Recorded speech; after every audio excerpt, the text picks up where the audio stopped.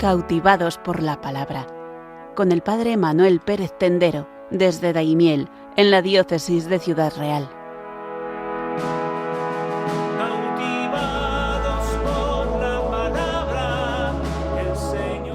Os saludamos un programa más desde Daimiel a todos los oyentes de Radio María. Continuamos con nuestro itinerario por los textos bíblicos. Hoy os invitamos a trabajar sobre el segundo libro de Samuel. Cautivados por la palabra, bienvenidos. Padre, Señor del cielo y de la tierra. Celebramos hoy la preciosa fiesta de Jesucristo, sumo y eterno sacerdote, después de haber celebrado Pentecostés el domingo, ¿verdad? Entonces también queremos, celebrar esta fiesta con la palabra de Dios. Una de las características fundamentales de Cristo sacerdote es que hace descender la palabra de Dios a nosotros, la dimensión descendente. Cuando meditamos la palabra, también en el Antiguo Testamento, estamos escuchando la voz de Jesús. Jesucristo pone en sus labios la palabra del Antiguo Testamento para que, como los discípulos de Maús, nos explique a nosotros la palabra. Por lo tanto, os invitamos a leer 2 Samuel, a meditar estos capítulos también, como si estuviéramos oyendo a Jesús, sacerdote, que nos habla desde el cielo para configurar nuestra vida. El libro segundo de Samuel, ¿qué nos encontramos en este libro? El primer libro de Samuel lo veíamos hace 15 días, con la muerte de Saúl, el primer rey de Israel. ¿De qué va el segundo libro? ¿Cómo continúan las cosas? ¿Cómo comienza? ¿Cómo finaliza este segundo libro? ¿Qué cambios se van a dar en la historia del pueblo elegido? Y sobre todo, ¿qué mensaje podemos recibir los creyentes en la actualidad de aquellos textos del pasado, tanta guerra, tanto pecado? Vamos a ver.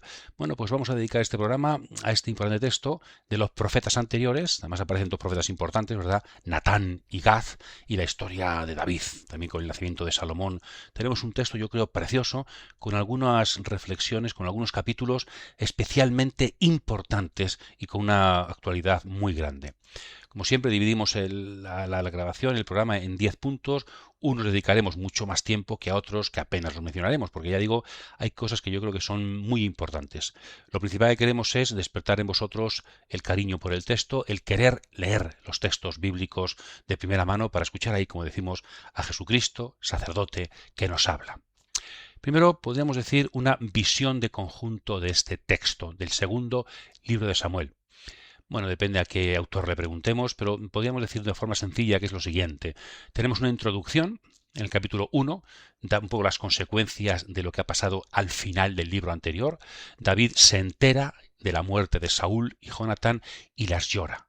De hecho, como veremos, hará algo más que llorar, ¿verdad? Es una reacción un poco extraña también de David. Después, David, que poco a poco llega a ser rey en Hebrón. Primero rey de Judá y después rey de Israel. Y ahí va a construir un reino, con una nueva capital, con dos realidades unificadas. Los capítulos 2 al 7. Y luego en el capítulo 8 se nos dice un poquito cuál sería el resumen del reino de David. Entonces, capítulo 1, introducción, capítulos 2 al 8, y David construye el nuevo reino de Israel con dos realidades, Judá, el sur, y el norte, Israel. Después, en los capítulos 9 hasta el 12, capítulos 9 y siguientes, en el fondo hasta después de ya el segundo libro de Samuel, tenemos la historia de la sucesión al trono de David, cómo llegó Salomón a ser rey. Y tenemos ahí, primero la entrada en escena de Salomón, capítulos 9 al 12, muy interesantes, lo veremos, y después la rebelión, la doble rebelión de un tal Absalón, hijo de David, y también de un tal Sebaj, benjaminita, capítulos 13 al 20. Es decir, las sombras, diríamos, las dificultades del reino. Como David le cuesta mantener su reino, es un reino no muy fuerte, compuesto de dos realidades, y cómo, poco a poco va a ser Salomón quien le suceda, y no otros que lo han intentado. Y al final tenemos la conclusión, con el final de la dinastía de Saúl y un salmo de David y la construcción del altar. El segundo libro de Samuel termina con un tema litúrgico, un tema sobre el templo, la construcción de un altar para pedir perdón por el pecado. Capítulos 21 al 24. Vamos a ir leyéndolo, estas 4 secciones, ¿verdad? Una introducción, David llega a ser rey, después historia de la sucesión al trono de David y con las rebeliones que hay en el reino, y después la conclusión. Bien, segundo punto, empezamos el capítulo 1, lamento por Saúl. David está tan tranquilo en su tierra, vence a los amalecitas, llega. Aquí tenemos ciertas dificultades, parece que el texto se ha transmitido en varias tradiciones, pero bueno, el texto que nos llega podemos entenderlo perfectamente. Llega un amalecita, un soldado, a comunicar a David la muerte de Saúl en el monte Gelboé. Claro, el amalecita, el soldado, piensa que viene a dar a David una buena noticia y que le van a premiar. Eso trae algún signo, una corona, la corona ahí, para que David le reconozca, porque claro, David, si quiere ser rey, tiene que contar con la muerte de Saúl. Bueno, pues yo le he matado y te lo comunico, Señor, fíjate qué bien hecho por ti. Y en cambio, ¿cómo reacciona David frente al orgullo de este amalecita que ha matado a Saúl? No le gusta. Desde el principio se nos ha contado que David no es aquel que intenta quitarle el trono a Saúl. Él ha sido elegido por Dios, pero sabe esperar su momento. Deja que Dios vaya poniendo los medios. De hecho, en el libro anterior decíamos que por 2 veces David perdonó la vida a Saúl cuando podía haberlo matado, porque no se puede atentar contra el ungido del Señor. Si Dios quiere que yo sea su rey, ya me llegará el momento, pero yo no puedo asesinar para poder quitar a uno de rey y ponerme yo. En eso el carrerismo, ¿verdad?, que a veces vivimos en la iglesia y fuera de la iglesia, está aquí completamente condenado. Entonces David manda dar muerte a este amalecita, soldado de Amalek, que ha asesinado a Saúl, como una buena noticia para David, cosa que no lo es. Por tanto, lo manda a asesinar, porque no se puede tocar al ungido de Yahvé, al ungido de Dios. Y después una preciosa elegía, un precioso lamento por Saúl y Jonatán.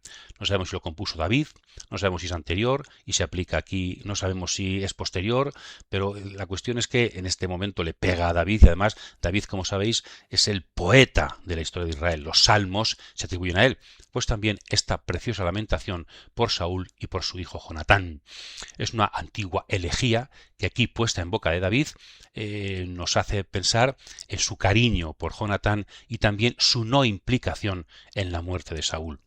El lamentarse por Saúl y haber dado muerte al que mató a Saúl nos dice que David no quería que llegara este momento, aunque le vendrá bien para llegar poco a poco a ser rey. Entonces, la actitud profundamente religiosa de David en la historia de su llegada al trono. Capítulo 1. Después tenemos David, que es, el tercer punto, David es ungido rey, primero en Hebrón, sobre la tribu de Judá, capítulo 2, y llegará a ser también ungido rey de Israel, también en Hebrón, sobre las tribus de Israel, capítulo 5. Y vemos, por tanto, que Israel en un primer momento no es lo que después será. Ahora, Israel son las tribus del norte, sobre las que reinó Saúl. Hay un territorio en el sur, que seguramente no era una tribu en el sentido de las del norte, sino que era un territorio, y ahí pues fue donde empezará a reinar David, que es Judá. De hecho, David va a reinar en Judá, mientras un hijo de Saúl va a reinar en Israel. Entonces, primero, Israel no pertenece a David, sino que David es rey de Judá, en el territorio del sur y en Hebrón, porque Jerusalén todavía es un territorio, es una ciudad cananea, jebusea, extranjera. Y después David, después de ser ungido por sus hombres, rey de Hebrón, envía mensajes a Galaad, a las tribus del norte, porque han actuado muy bien con Saúl, como sugiriéndoles, si queréis, yo puedo ser sucesor de Saúl si me aceptáis como rey. Pero no hay respuesta. Más bien, el general de Saúl, Abner, unge a uno de sus hijos, a Isbaal, como rey de Israel. Luego tenemos 2 reinos, el reino del sur, reino en Hebrón que dirige David, y el reino de Israel que lo dirige Isbaal. Y además va a haber una guerra entre la casa de Saúl y la casa de David, con algunas treguas, pero va a haber una guerra. Y ahí, ¿cuál es quien se va a llevar el gato al agua? ¿Quién va a conseguir? Y al final, poco a poco, nos dice el texto, que va a ser la casa de David, el que vaya prosperando frente a la casa de Saúl. Vemos también que hay unas intrigas en el reino del norte, en el reino de Israel, que acabarán con su general Abner y también con el rey Isbaal. Y esto, los asesinos de Isbaal, otra vez tenemos la misma historia, van a David a comunicárselo. Mira, hemos matado a Isbaal, por tanto tú ya estás libre para ser. ¿Y qué hace David? Otra vez la actitud de David profundamente respetuosa con los planes de Dios. Los manda a matar también, como hizo con aquel que le había anunciado la muerte de Saúl. David no quiere usar cualquier medio para conseguir el poder. De nuevo, por segunda vez, David espera, David deja que los acontecimientos los lleve adelante Dios. No se puede matar para conseguir el poder. Entonces, poco a poco, David va afianzándose también con intrigas, pero se quiere subrayar en el texto que él no tiene la culpa de nada. Él no ha intrigado, sino que al final las circunstancias van a ponerle el reino del norte en bandeja. Bien, pasamos a un cuarto punto, la construcción de un reino unido, de un reino completo. Como el reino del norte se ha quedado sin rey, pues los ancianos de las tribus de Israel vienen a Hebrón, a la montaña de Judá, para pedirle a David que sea su rey. Hay un contrato, diríamos, ¿no? Más adelante, a su nieto Roboam, también los ancianos de Israel, en Siquem esta vez, irán a pedirle que sea rey. Pero ahí las cosas saldrán mal, como veremos en Primera Reyes. Aquí las cosas salen bien, y ya decían, bueno, si ya tú, David, eras un poco el general del ejército, estabas con Saúl, dirigías, por tanto, parece que todo está puesto, que es voluntad de Dios, que tú seas nuestro rey. Entonces, David, por fin, acepta y une en su persona dos realidades diferentes. El territorio de Judá, donde ya era rey en Hebrón, y las tribus del norte de Israel, heredando la monarquía de Saúl. Entonces tiene dos realidades distintas. ¿Y cómo construye un reino? Pues ahí, aparte de tener una organización, diríamos, de personas y burocrática, sobre todo va a hacer dos cosas importantes para construir un reino nuevo. Primero, ¿qué elige? Va a gobernar desde Hebrón, que está muy al sur, sobre todas las tribus del norte también. No es una buena jugada, ¿verdad? Entonces lo que hace es conquistar él, personalmente, su ejército, una ciudad cananea que estaba aún sin conquistar desde la época de Josué, que es Jerusalén. Jebusea, del pueblo jebuseo. Es una ciudad que está en el centro, está al norte de Judá y está al sur de Israel, justo en el territorio de Benjamín, justo en el centro. Y además, una ciudad céntrica que no es ni de Israel ni de Judá, nadie se puede quejar. Además, una ciudad que va a ser la ciudad de David. Esta no es una ciudad de Israel donde David pone que le pueden decir luego que no. No, es una ciudad suya, la ciudad de David, porque él la ha conquistado. Entonces, ciudad céntrica, ciudad de David, para convertirla en la nueva capital militar y política del reino nuevo que David está creando. Pero además una segunda jugada fundamental, y es este pueblo, Israel, tiene unas tradiciones, tiene una historia que no comienza con David. Y la historia es sobre todo de las tribus del norte de Israel, la casa de José, que han venido de Egipto, la tradición de Moisés, del Éxodo. ¿Y qué representa esa tradición? ¿Cuál es el símbolo, el signo de la elección de las tribus del norte, de lo que les da unidad, de lo que les da también un poco la teoría sobre la posesión de la tierra? El arca de la alianza. Es el símbolo del Éxodo, es el símbolo de la religiosidad de este pueblo. Por tanto, ¿qué hace David? Traer el arca de la alianza a la ciudad de Jerusalén para convertirla también en capital religiosa del reino. Después veremos que intentará construir un templo, pero no podrá. Pero va a llevar ya el arca, será su hijo Salomón el que le construya un templo, es decir, una casa al arca de la alianza, un templo al Dios del Éxodo, al Dios de Moisés.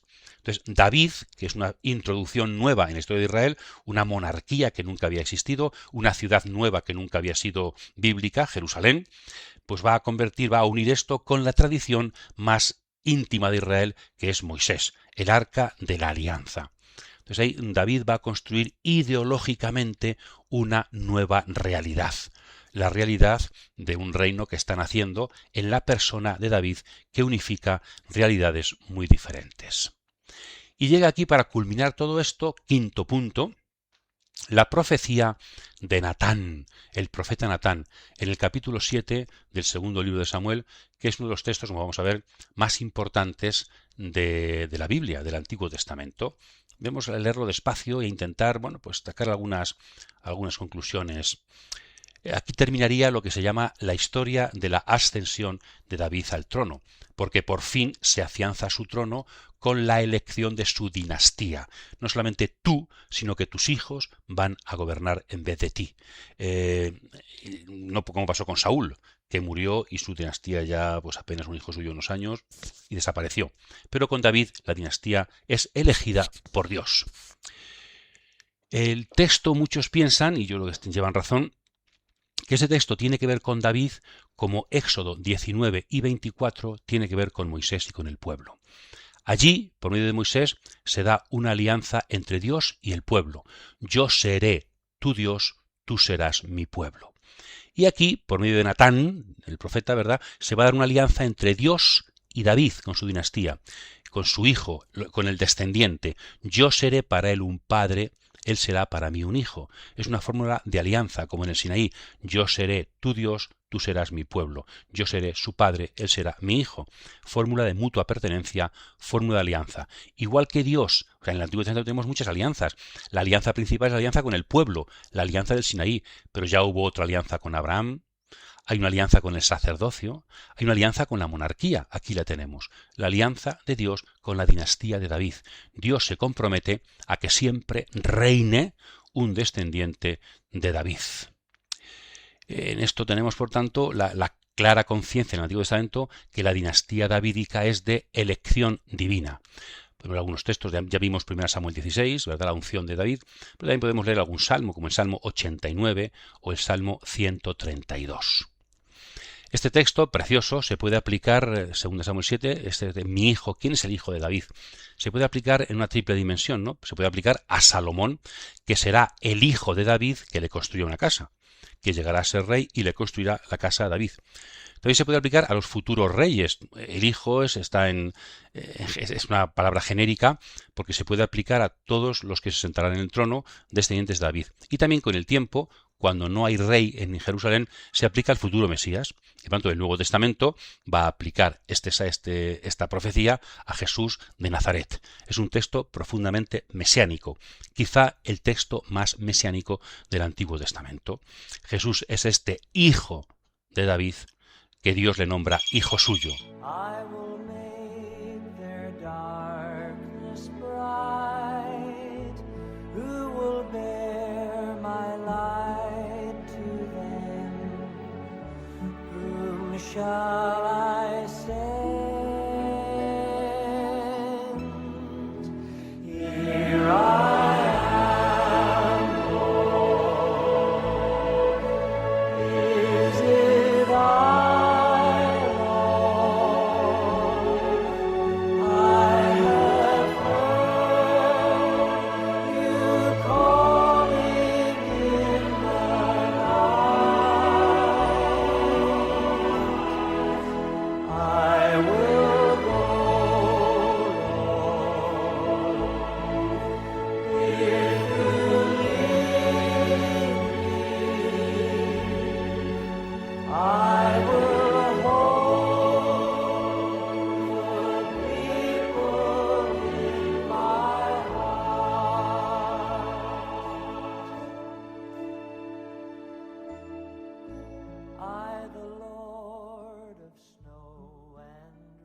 Continuamos con el texto precioso de la profecía de Natán. Yo creo que podríamos dividir el texto en tres partes, ¿verdad? Primero, capítulo 7. Primero, David tiene la intención, como hemos dicho antes, en su mente, en su ideología política, lo que está construyendo el reino, la intención de construirle una casa a Dios. ¿Para qué ha llevado a Jerusalén el arca? Para construirle a Dios una casa. Para centrar la religión israelita en su ciudad, en Jerusalén. Y en un primer momento, pues Natán dice, vale, lo consulta a Dios por medio del profeta, una consulta, el profeta para consultar, ¿verdad? Y Natán dice, bien, haz lo que quieras, pero, segunda parte, Dios interviene a través de Natán, como ahora veremos. No quiero que me construyas una casa, te la voy a construir yo a ti. Es el texto fundamental. Y después, podríamos llamar A, B y A', intención de David construir una casa, intervención de Dios por medio de Natán, no me la vas a construir, te la construyo yo. Y después A', David acepta, hace una oración de acción de gracias porque acepta el cambio que Dios ha hecho en su vida. ¿Y cuál es ese cambio? Leamos despacio la profecía de Natán. Hay un cambio muy interesante. Decimos algunas ideas fundamentales. Primero, tenemos unas reticencias por parte de Dios a la construcción de un templo, con el argumento de que nunca en la época de las tribus, en el Éxodo o en la época de los jueces, nunca yo le pedí a nadie que me construyera un templo. Habitaba, dice Dios, en una tienda y nunca pedí una casa, un templo. Se parece mucho esta actitud del profeta, de Dios, dicha por el profeta, a la actitud de Dios con respecto a la monarquía. ¿Os acordáis? 1 Samuel 8. Dios, Samuel es remiso, no quiere la monarquía porque en el fondo es rechazar a Dios. Pues Dios tampoco quiere el templo. Monarquía y templo que están naciendo, en un primer momento los profetas se oponen a ello. Dios no es muy del gusto. ¿Por qué? Porque en el fondo se trata de controlar a Dios y controlar al pueblo a través de la religión. También porque en el fondo un templo, después lo veremos cuando construye Salomón, es cananeizar. Hacer un templo es, a imagen de los cananeos, como también la monarquía, ser como los demás pueblos. Es meter el arca del éxodo de este pueblo elegido y especial, hacerla como si fuera un dios más de los cananeos. Es un intento eso de encerrar a Dios y de convertirlo en un ídolo disponible. Un ídolo. Aquí no tenemos exactamente la misma crítica que luego más adelante. Los profetas criticarán sobre todo porque hay un culto en el templo sin ética, un culto sin amor, un culto sin justicia. Aquí no es tanto eso, aquí es que el culto por sí mismo no es muy válido porque es un culto que intenta controlar a Dios, encerrar a Dios. Podemos ver también 1 Reyes 8, Isaías 61, hay también algunos textos, ¿verdad? Entonces, primero, reticencias de Dios a través de Natán a que se le construya un templo. Por eso desde aquí hay que entender también todos los templos. Dios luego va a decir que sí, pero con reticencias, ¿verdad? Después, muy importante, el doble significado de la palabra casa, que es un poco sobre lo que vehicula este texto, ¿no? David quiere construirle una casa a Dios. Y al final será Dios el que le construya una casa a David. ¿Qué significa esto? Casa de David a Dios significa templo. Casa de Dios a David significa dinastía. Hay un doble significado de la palabra casa. En boca de David significa templo para Dios. En boca de Dios significa dinastía para David. Entonces ahí Dios le hace a David cambiar de actitud. Porque no solamente hay un cambio del significado de casa, sino hay un cambio de sujeto. No eres tú el que me construye una casa, sino yo el que te la construyo. Es decir, no David sujeto, Dios objeto, sino que Dios sujeto, David objeto. Este cambio es precioso y debería ser recordado en toda religiosidad. El ser humano como David tiende siempre a hacerle cosas a Dios. Y casi intentar hacer un Dios a su medida, ¿verdad? Yo te hago cosas por ti, yo... No, quitarle a Dios la iniciativa, no. Hay que redescubrir a través del profeta que la iniciativa siempre es de Dios. En esto consiste el amor, dirá San Juan, ¿verdad? No en que nosotros hemos amado a Dios, sino en que Dios nos amó primero. Esta es la clave también ya desde la profecía de Natán. No tú me construyes templos a mí, yo te construyo una dinastía para que reine siempre en tu lugar. Dios no permite que David le quite la iniciativa. Y de esta manera se supera la tentación del punto anterior, eso de encerrar a Dios en nuestra propia religiosidad. No, Dios siempre va por delante. Y como hemos dicho, en este texto hay una fórmula preciosa de alianza, de adopción. Yo seré para él un padre, él será para él un hijo. Esto también tenemos que hablar de las referencias a las monarquías antiguas, como en Egipto, por ejemplo, entre el dios y el faraón. El faraón se consideraba hijo del dios, padre e hijo. Pero como en Israel no hay una mitologización de Dios, tenemos ahí, sería bueno leer el Salmo 2, ¿verdad? Tú eres mi hijo, yo te he engendrado hoy. Es decir, ¿cuándo engendra Dios al rey? Cuando lo hace rey. No es hijo natural de Dios desde el nacimiento, sino que es hijo en tanto en cuanto es consagrado rey. Es decir, es un significado funcional, desmitologizador de la palabra hijo. Hijo significa representante. Decíamos que en el Éxodo la pertenencia es con el pueblo, yo seré tu Dios, tú serás mi pueblo, y aquí la pertenencia es con el rey. Yo seré para él un padre, él será para mí un hijo. Después la importancia de la descendencia, ¿no? Dios a Abraham, ¿qué le había prometido? No que Abraham heredaría, sino que su descendencia heredaría la tierra. Pues aquí con David igual, no vas a ser tú como Abraham el que me construya nada, sino que tu descendencia tienes que aceptar que no eres tú el protagonista absoluto de las cosas, sino que el que seas padre, el que tengas descendencia, es una forma que Dios tiene de ponerte a ti como padre protagonista, pero por otra parte de dar protagonismo a la historia, a la sucesión, a los sucesores. Será tu hijo quien me construya un templo. La descendencia, dirá Gálatas, ¿verdad? San Pablo, ¿quién es la descendencia? Se está apuntando al gran descendiente, al definitivo hijo, al único hijo de Dios, Jesús de Nazaret. También la importancia del profeta, en este caso Natán, uno de los profetas anteriores. Y es que, ¿por qué se llaman profetas anteriores? Lo dijimos ya, porque los profetas significa que Dios mueve la historia a través de su palabra, a través de sus profetas. Hay aquí una línea entre Samuel, que ungió a David, 1 Samuel 16, y Natán, que consagra su dinastía, 2 Samuel 7. La elección es por gracia, la elección es de Dios. ¿Y cómo se representa que no es David quien lo hace, sino que es Dios? A través de los profetas, Samuel y Natán. No es David el que lleva la batuta de su propia historia, el que está intrigando para conseguir ser importante y llegar a ser rey, sino que es Dios, a través del profeta, el que mueve la historia. Y luego la reacción de David, que hemos dicho, ¿no? David se queda un poco desbordado, parece que Dios primero le regaña, pero luego le concede un gran don. Tu descendencia se sentará siempre sobre tu trono. Aquí una exageración, que solamente, una hipérbole, que solamente en Jesús se cumple definitivamente. Él dijo que va a ser para siempre, ¿verdad?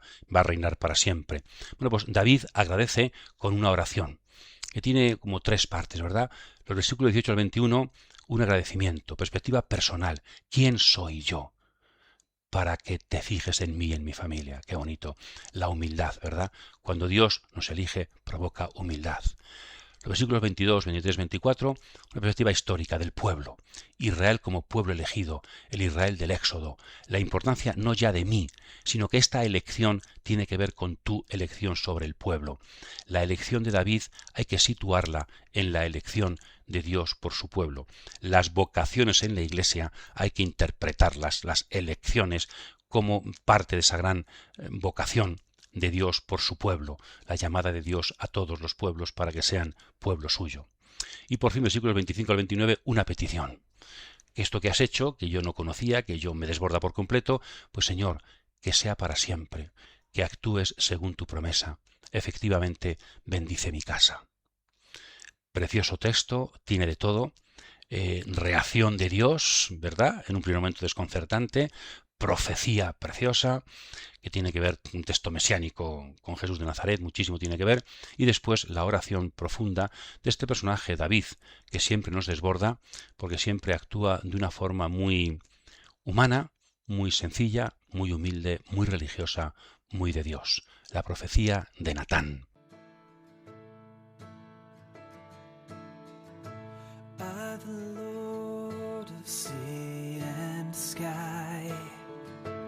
I have heard my people cry, oh, who dwell in dark and sin.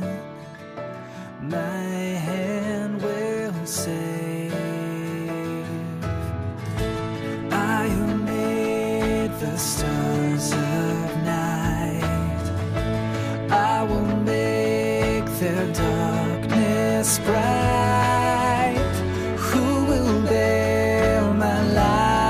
To them, whom shall I send? Here I am, Lord. Is it I, Lord? I have heard you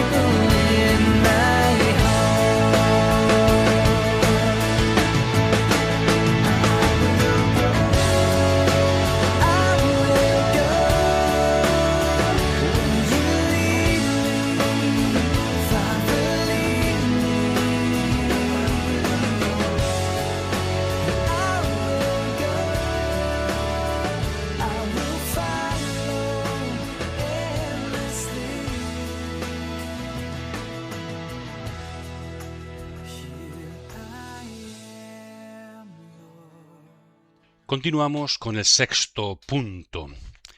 El capítulo 8 de este libro de segundo de Samuel, en el fondo es también decirnos un poquito cómo David organiza su reino, aparte de lo principal que es la ideología, que es la elección de Dios, de la parte teológica, diríamos, ¿no? Fundamental, de fondo, pues un poquito también la importancia de cómo las guerras de David como jefe militar, y también el reino, cómo se administra justicia en el reino. Quizás las dos principales funciones de un rey en la antigüedad eran dirigir al ejército contra los extranjeros, es decir, mantener a su pueblo en paz, y dentro del pueblo instituir la justicia, paz y justicia, ¿verdad? Jefe militar y juez serían las dos dimensiones fundamentales de un reino. Bueno, pues David, como poco a poco, empezó también a construir un reino, para lo cual hace falta ciertos funcionarios, sí. Entonces, el capítulo 8 sería un poquito esta conclusión. Y a partir del capítulo 9, segunda Samuel, comenzaría lo que se llama la historia de la sucesión al trono de David. ¿Quién va a llegar a ser? ¿Quién va a ser este hijo que se nos ha anunciado, ¿no? Y vamos a ver que hay muchos candidatos y al final será Salomón quien llegue a ser rey de Israel, pasando por muchas vicisitudes. Vamos, por tanto, a subrayar algunos datos de esta historia que acabará en Primera Reyes 2, o sea, va más allá del segundo libro de Samuel. Y veremos la importancia del general, del ejército, del sacerdote Sadoc y también de la madre, al final, Betsabé, que todavía aún no conocemos, ¿no? Vamos a subrayar algunos detalles, algunas cosas importantes, yo creo, de esta historia de la sucesión al trono de David, que lo que quiere decirnos es cómo llegó a ser rey Salomón si no era el primogénito. Otra vez, cómo Dios interviene a través, como en el caso de David, a través de las vicisitudes de la historia, ¿no? Séptimo punto, otro punto seguramente el más importante después de la profecía de Natán. Séptimo punto de este día, el pecado de David y el profeta Natán. Cuando está su ejército en la guerra, luchando en Amán y con los amonitas, David está en casa. David está en su casa y si conocéis Jerusalén, pues el palacio de David, aunque seguramente estaba en la zona alta, ahí hay un montón de piedras que parece que es el Miló, que seguramente lo construyó Salomón, pero quizás sobre una construcción antigua. David estaba en lo alto de la ciudad. La ciudad está escalonada como en terrazas. Entonces desde la terraza de David se ven las demás terrazas. Dice que desde allí vio una mujer muy hermosa bañándose y la mandó llamar y se acostó con ella. Entonces el pecado de David con Betsabé es esa mujer. Un pecado que es de David, pero que no solamente está aquí puesto, está aquí, yo creo que el contexto es muy importante también. ¿Por qué se nos cuenta aquí el pecado de David? Tiene relación con lo que acabamos de decir, la elección de David, y ahora vemos la debilidad de David. David no es un rey perfecto, David no es un rey moralmente acabado. Entonces, el pecado del que acaba de ser elegido, y también porque nos va a presentar a la madre del futuro rey, a Salomón. Entonces, la historia de Betsabé tiene que ver con lo anterior y David y con lo posterior y Salomón. Es un hito importante en la historia de David. Viene el pecado. Y David, claro, como le manda recados a quedar embarazada, intenta ocultar ese pecado. Y manda llamar al marido de esta mujer para intentar que se acueste con ella para que el hijo parezca que es de él y no de David, que es de Urías, elitita. Pero Urías, elitita, es un soldado que no quiere estar con su mujer porque tiene que es un soldado que está en guerra y tiene. Entonces, claro, David, como ve que es imposible y al final no se va a acostar con ella, pues ¿qué hace? Tapar un pecado, no ya contrayendo a este hombre, sino con otro pecado mayor. Va a mandar a su general que ponga a este en primera línea de batalla para que lo maten. David intenta tapar un pecado cometiendo un pecado mayor. Eso también, qué sabiduría hay aquí, qué profunda reflexión y cuántas veces nos puede suceder esto. También gente que no solamente con cuestiones de pecado, sino con cuestiones con respecto a ciertas cosas que se hacen en verdad en la sociedad, por intentar tapar una cosa nos metemos en una vorágine, en una dinámica en la que vamos cada vez a peor, a peor, a peor, y hay que salir de esa dinámica. Si David hubiera reconocido el primer pecado, no habría muerto este hombre, no habría cometido ese gravísimo segundo pecado de asesinato. Entonces, el pecado de David es un pecado en un primer lugar de debilidad, que tiene consecuencias más allá de lo que él quería, pero después por intentar no aparecer mal, no quedar como pecador, se comete un pecado mucho mayor. Yo creo que de David aprendemos pues que Dios no elige a los perfectos, Dios elige a gente pecadora, a gente débil, pero también cómo tenemos que aprender a salir de la vorágine del pecado, a salir de ese ida sin retorno, ¿no? Tenemos que reconocer el pecado porque si no, seguiremos cometiendo pecados hasta no sabemos cuándo. Entonces, el pecado de David, que la Biblia no oculta. De hecho, el salmo más conocido el Miserere, Salmo 51-50, misericordia, Dios mío, por tu bondad, según la introducción al salmo, es puesto en boca de David cuando reconoce el pecado, los pecados que acaba de cometer, ¿no? Entonces, el pecado de David. Y octavo punto, digámoslo aparte, es el arrepentimiento de David, el castigo y un nuevo nacimiento, un hijo de Betsabé. El arrepentimiento, me parece una cosa interesantísima, el capítulo 12 del libro de Segundo de Samuel. Aquí el profeta Natán, claro, tiene una tesitura difícil, porque un rey es un rey. Entonces, ir a acusarle de pecado cuando nadie sabe nada en nombre de Dios es meterse en la boca del lobo. ¿Quién se atreve a denunciar el pecado a un rey? Pues aquí también se la juega, diríamos, ¿no? El profeta. Y por eso, tal vez también por eso, utiliza una estratagema que es una parábola. Si queremos aprender lo que es una parábola en el Antiguo Testamento, si queremos aprender los antecedentes de las parábolas de Jesús, yo os recomiendo esta que es quizá la más interesante para conocer el sentido de una parábola. Segunda Samuel, capítulo 12, la profecía, en este caso la parábola de Natán, que le cuenta una historia. Natán, es decir, ¿qué es una parábola? Una parábola es una forma también, ¿verdad?, hasta pictórica de dar una vuelta. La parábola es dar un rodeo para poder llegar al sitio que queremos, pero dando un rodeo, porque si se va en directo seguramente no conseguiremos. Natán no puede llegar, David eres un pecador, eres un tal, seguramente David se habría puesto a la defensiva. Entonces Natán da un rodeo para implicar a David, le cuenta una historia externa en tercera persona para implicar a David en esa historia. Y una vez que le ha implicado, ya lo tiene cogido. Y le dice, ese eres tú. Le cuenta la historia de un rico y un pobre, ¿verdad? El rico que tenía ovejas, bueyes, es muy bonito. Y en cambio había un pobre vecino suyo que tenía una ovejita y la criaba con sus hijos. Entonces vino alguien a ver al hombre rico y como le daba pena tomar de su ganado nada, pues cogió a la única oveja del pobre y la mató para dar de comer. Es decir, podía haber cogido cualquiera de sus ovejas, cualquiera de sus... Y en cambio cogió la ovejita única que la criaba casi hasta la acostaba en su cama del hombre pobre. Y David, claro, como es un hombre justo, y reacciona ante Natán. Ese hombre merece la muerte. Tiene que restablecer y tiene que darle... Y le dice el profeta Natán, ese hombre eres tú. ¡Wow! Precioso, ¿verdad? Ese hombre eres tú. Ya lo tiene cogido y lo tiene... Eres tú, porque Dios te ha dado, tú eres el hombre rico, tienes las mujeres que quieres, tienes un harén, tienes riquezas, tienes un reino, tienes el poder, tienes... Y para satisfacer tus deseos has tenido que coger a Betsabé, la mujer, la esposa, la ovejilla de este hombre. Y no tenías suficiente. Entonces, claro, David se da cuenta. Preciosa parábola en la que David... La parábola sirve para implicar a los oyentes en la historia. No solamente es una forma simbólica de hablar, no, es una forma implicativa de hablar. Por eso Jesús seguramente utilizó el género de las parábolas, porque el reino de Dios no es una cosa que se explica, sino que es una realidad que nos implica.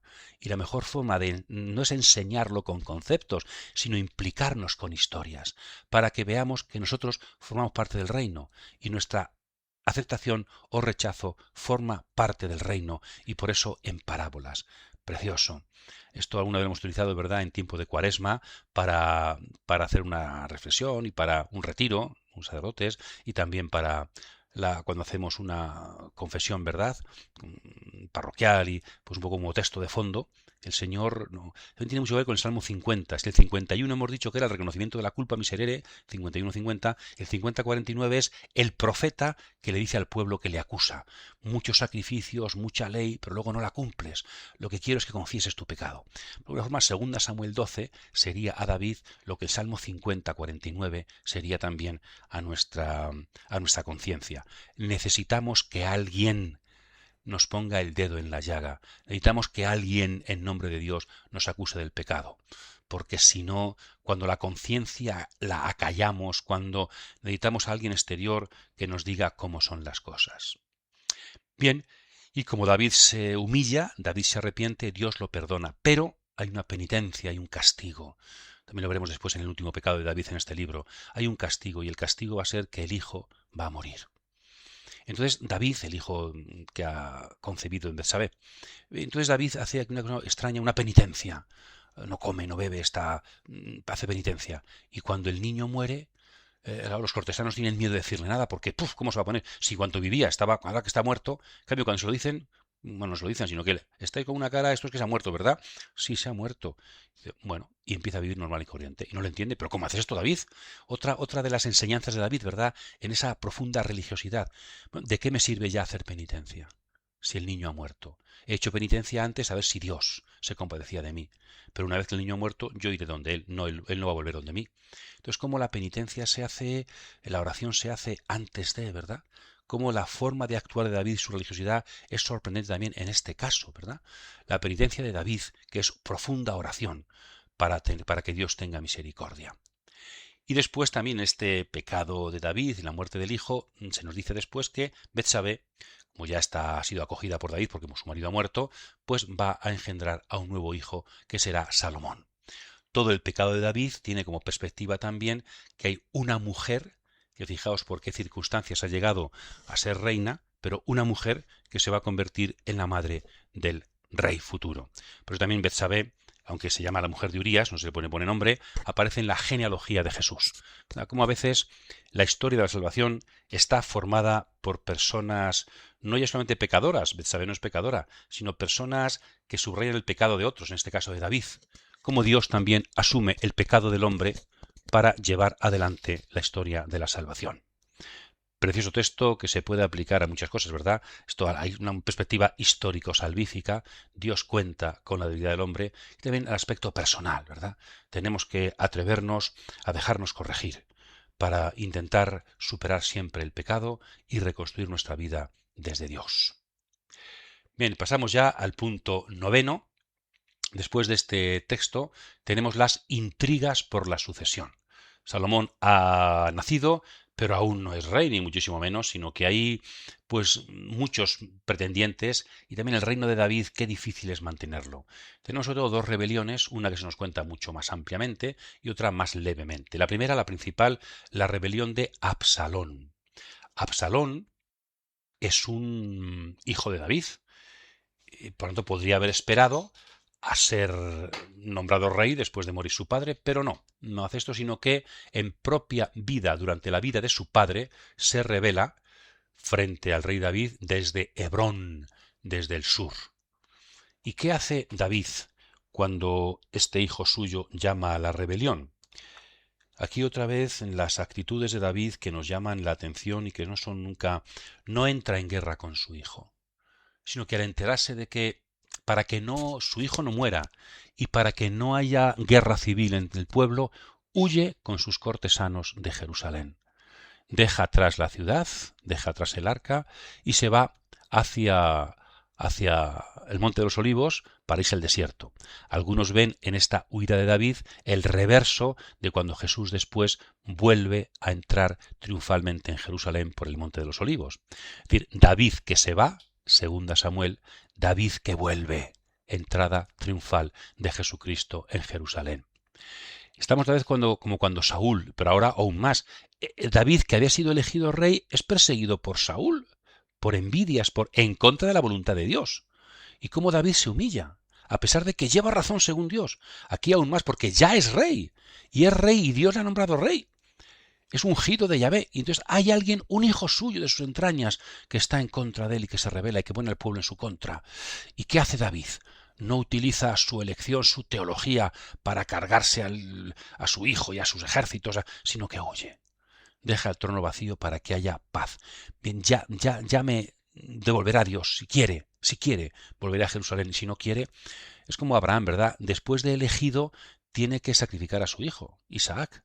después de estar en la tierra prometida. Pues David igual, después de llegar a ser rey, ahora resulta que su reino, su monarquía está en el aire. Pues también eso es, igual que la descendencia de Abraham está en el aire, ¿no? David, como Abraham, como todos los elegidos, tienen que aceptar que cuando Dios da una cosa, sigue siendo suya. Y por tanto hay que aceptar esa posibilidad de perderlo. Al final lo recuperaron, pero pasando por el sacrificio, pasando por la renuncia, pasando por la aceptación de la voluntad de Dios. Ciertamente parece que estamos en textos del Nuevo Testamento, en textos de una profundidad que ciertamente el Antiguo la tiene, hace falta descubrirla. Va huyendo, y cuando pasa después del Monte de los Olivos hay un benjaminita Semeí, que empieza a insultarlo. 2 Samuel 16. A mí ese texto de siempre me ha parecido genial. Un benjaminita que le va insultando y le dice: ahora te pasa esto sin vergüenza porque tú has matado a la descendencia de Saúl y te has quedado con su reino. Es un poco una sospecha que todos tenían, aunque el libro dice muy claro que fue por voluntad de Dios, pero todos sospechan que Dios ha sido un intrigante, que David ha sido un intrigante y por eso ha conseguido. Entonces ahora Dios te está pagando todos tus males, a quien has matado, has ido por ahí acabando con la descendencia de Saúl, y ahora Dios paga con eso porque un hijo tuyo se rebela contra ti. Entonces los soldados de David dicen: ese perro muerto, vamos a matarlo. Reacción de David: dejadle que me insulte. Hay un hijo mío que me quiere quitar el reino y os extraña que este benjaminita me insulte. Pero dejadle que me insulte, dejadle que me humille. Porque a lo mejor Dios se fijará en esta humillación y algún día me devolverá a Jerusalén. Dios se ha fijado en la humillación de su esclava, en María. También David quiere que Dios se fije en la humillación de su siervo. Soy el rey y soy insultado. Acepto los insultos de este hombre porque provocan en mí humildad. Y tengo que aceptar ponerme en manos de Dios. Ciertamente nos deja sin palabras esta actitud de David. La humildad frente a los insultos. También después podemos relacionarlo con el canto del siervo, ¿verdad? El tercer canto del siervo, Isaías 50, y el cuarto canto del siervo, Isaías 53, los insultos, incluso la muerte, ¿verdad? El siervo de Dios. Dios quiere la humillación y Dios se fija en el humilde para reconstruir su camino. Y también después habrá una segunda revuelta, la revuelta de Shebaj, el benjaminita, en el capítulo 20. Pero también volvamos a Absalón. Cuando Absalón muere, cuando al final el ejército de David vence al ejército de Absalón, no podemos estar aquí fijándonos en todo, pero sí la reacción de David a la muerte de su hijo. Cuando llegan y le anuncian, que tenían miedo de anunciar la muerte de Absalón, porque dice: si mató al que le anunció la muerte de Saúl y después la muerte también de Isbaal, el hijo de Saúl, ahora ¿quién le anuncia la muerte de Absalón? Tenían miedo. Entonces David no hace nada, sencillamente cuando se entera de la muerte de su hijo y que por tanto ha vencido su facción, ha sido derrotada la rebelión, David no canta, no se alegra, sino que se pone triste y dice: ojalá hubiera muerto yo en vez de Absalón. Otra reacción de David que nos deja, decir, David hubiera preferido, aunque es el elegido de Dios, morir él que morir el hijo rebelde, el hijo que se ha puesto en contra de David y de la voluntad de Dios, Absalón. El amor de David, también cuando Jonatán, veíamos esto, ¿verdad?, en 1 Samuel, el amor de David es más importante. El que sea mi hijo es más importante que el poder político. Es mayor mi cariño a Absalón que mis deseos de ser rey, aunque sea rey en nombre de Dios. Uf, qué actualidad tiene también esto desde David a nuestra vida, ¿verdad? Cuánto necesitaríamos que hubiera gente, también gente con poder, que tuviera esta capacidad. Lo que importa es la persona, no el poder. Y por eso el ejército, cuando vuelve de derrotar a Absalón, que es un insurgente, que va contra Dios, van como si hubieran sido derrotados. Aquello fue un día de tristeza y no de alegría, aunque ha vencido el rey David. Otra vez David nos deja con una actitud profundamente humana, profundamente religiosa. Y 10º punto final para terminar, tenemos al final del libro también otra vez la despedida de David, el pecado de David. Otro pecado de David. El pecado de antes es fácil de recordar, todo el mundo lo conoce, el pecado de Betsabé, que lleva consigo otro pecado de asesinato del esposo de Betsabé. Ahora aquí el pecado es que quiere contar desde Dan a Beersheba, desde el norte al sur, con cuánta gente cuenta, con cuánta gente para la guerra, ¿verdad? Con cuántos soldados contar. Es decir, un recuento, ¿verdad? Algo que se hace ahora mismo, es algo normal en todo país. El recuento, las estadísticas, es fundamental. Bueno, pues esto es visto en la Biblia como un pecado. Visto como un pecado, ciertamente. ¿Por qué es un pecado? Contar. Pues aquí aparece, yo creo, una doble dimensión del pecado. Primera, porque contar al pueblo significa querer controlar al pueblo. Querer controlar a la gente, querer dominar a la gente. Esto también tiene mucha actualidad. Pasa que la gente que cuenta hoy no es como David, que es humilde, sino que no le importa, ¿verdad? Entonces, la importancia de cuidado con querer dominar al pueblo a través de estadísticas, a través de datos, a través de... Ahí hay un pecado. Y también quizá un pecado mayor, el querer contar no con Dios, sino con cuánta gente cuento para la batalla. Querer cuántas fuerzas tengo para no necesitar de Dios. Ahí está el pecado profundo, ¿verdad? Un pecado de falta de confianza en Dios. Entonces, pecado con el pueblo, pecado con Dios por parte del poder. El poder siempre tiene tendencia a dominar al pueblo y a endiosarse para no confiar en Dios, ¿no? Entonces aquí está el pecado de David. Yo pues muchas veces en las iglesias, ¿verdad? Tenemos tentación de contar cuánta gente ha venido hoy al encuentro que ha habido, cuánta gente, fíjate cuántos, nos hemos juntado 2.820. Yo siempre digo, ¿cuánta gente ha venido hoy a misa? Fíjate qué bien. Y voy a contar cuántos hay en misa hoy. Me da un poquito de repelús, eso intento no contar nunca. ¿Por qué? Porque me acuerdo siempre de David. Digo, cuidado cuando contamos, porque a lo mejor es una forma de control y una forma también de no confiar en Dios. Cuando nos importa el número, cuando nos importa la cantidad, cuando no importa la persona, entonces la matemática es una cosa correcta, por supuesto, pero es un peligro para intentar controlar al otro y para dejar de confiar en Dios. Y por eso también aquí otro profeta, el profeta Gad, se convierte en mediador entre Dios y David. Y también le denuncia su pecado y le anuncia un castigo. Y el castigo va a ser la peste, porque la elige David. Al final David, pero he sido yo el que he pecado, deja a mi pueblo que está con peste también rezando por su pueblo, porque le duele su pueblo, la compasión de David. Entonces el ángel se detiene al norte de Jerusalén, en la era de Arauná el Jebuseo. David compra esa era y construye allí un altar como para el pecado ser, diríamos, perdonado.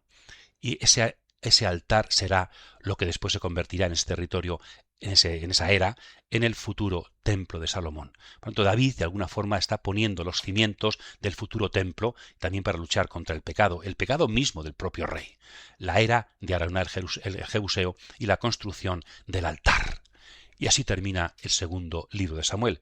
Con una perspectiva de futuro, Dios está presente para que el rey siempre y el pueblo cuenten con él y pueda perdonar nuestro pecado. Que nunca nos alejemos de Dios, que siempre contemos con Dios para que la historia de la salvación siga adelante. Bien, como veis, hemos intentado asomarnos un poquito, hay muchas más cosas, pero os invitamos a leer, a disfrutar, a pararos, a rezar, a aplicar a vuestra vida, porque la palabra de Dios está llena de matices y esta historia de David ciertamente es un itinerario espiritual precioso que ya querríamos mucho de nosotros, ¿verdad?, seguir. A pesar del pecado, siempre buscar la confianza en Dios y el cumplimiento de sus planes. Que tengáis muy feliz semana y que podáis rezar con paz. Que el Señor os bendiga siempre a todos.